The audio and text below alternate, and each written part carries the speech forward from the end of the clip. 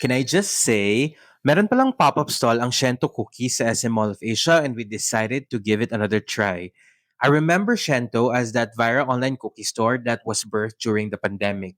We've tried this before sa isang pop-up nila sa street market in BGC pero we want to know kung nag-improve ba.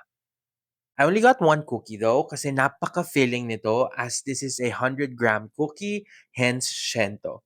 They have 10 flavors in store when I visited, including the Crookie, which is a croissant cookie hybrid.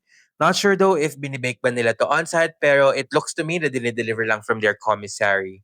I got the Verona Campfire, which is like their take on s'mores with the chocolate and toasted marshmallow on top. Sobrang dense but moist ang center ng cookie. I paid 155 for this.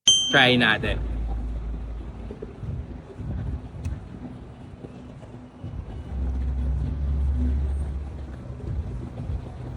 Just like how I remember.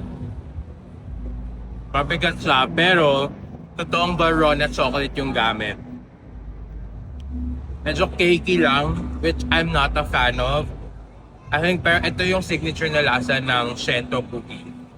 Na-appreciate ko din palang tiny detail na nilagyan nilang strip ng parchment yung topping para hindi dumikit lahat sa packaging. Love the mindfulness. Here's their menu, pause for reference.